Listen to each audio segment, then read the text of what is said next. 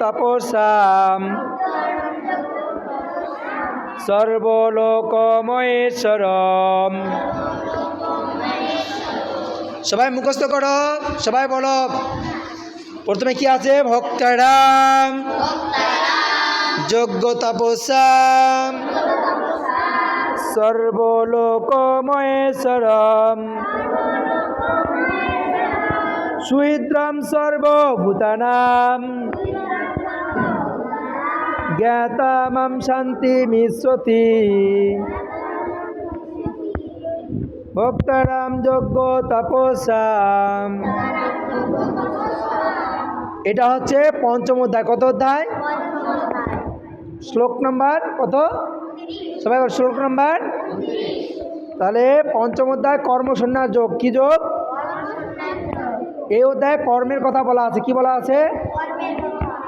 তাহলে আমাদের কর্ম করা উচিত কি উচিত নয়?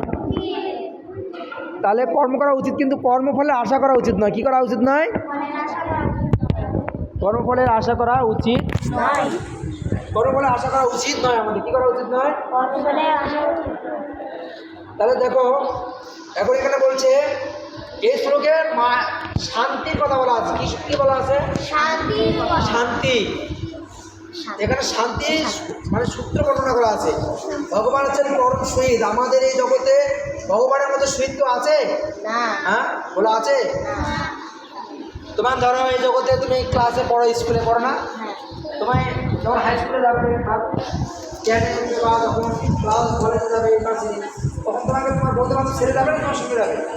ছেড়ে যাবে। ছেড়ে যাবে না? কী করবে? হ্যাঁ, তাহলে ভগবান কি আমাদের ছেড়ে যায়? ভগবান কি আমাদের ছেড়ে যাবে কোনদিন? হ্যাঁ, ভগবান আমাদের ছেড়ে কোনদিন যাবে না। ভাই, ভগবান কি আমাদের ছেড়ে যাবে? না, ভগবান আমাদের কোনোদিন ছেড়ে যাবে না। ভগবান হচ্ছে শহীদ, সর্বজীবের পরম বান্ধব। তাই এখানে বলছে, দেখো, ভগবান শ্রীকৃষ্ণ হচ্ছেন সমস্ত কর্মের ভোক্তা। মানুষের কর্তব্য হচ্ছে ভগবানের সেবায় সব কিছু উৎসর্গ করা। তাহলে আমাদের কর্তব্য কি? সব কিছু ভগবানের সেবায়। সবাই মন দে। এই বাবা, আমাদের কর্তব্য কি?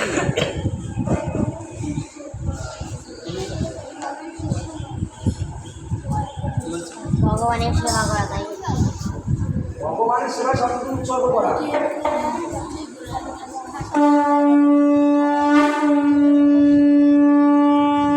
ভগবানের সেবায়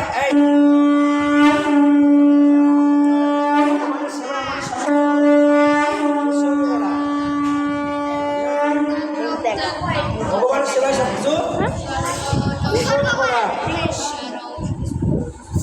বলছে যে ভগবানের থেকে আর শ্রেষ্ঠ কেউ নেই। ভগবানের থেকে আর শ্রেষ্ঠ কেউ নেই। আচ্ছা, তিনি হচ্ছেন কি? তিনি মানে সমস্ত দেবতার থেকে শ্রেষ্ঠ। হ্যাঁ, তো এখানে বলছে যে এই জগতে মানে মানুষ যখন জগতের সংস্পর্শে আসে তখন সে কর্ম করতে বাধ্য হয়। কর্ম ছাড়া কেউ থাকতে পারে না। আমরা যেখানে আসছি আমরা কী করছি? হ্যাঁ,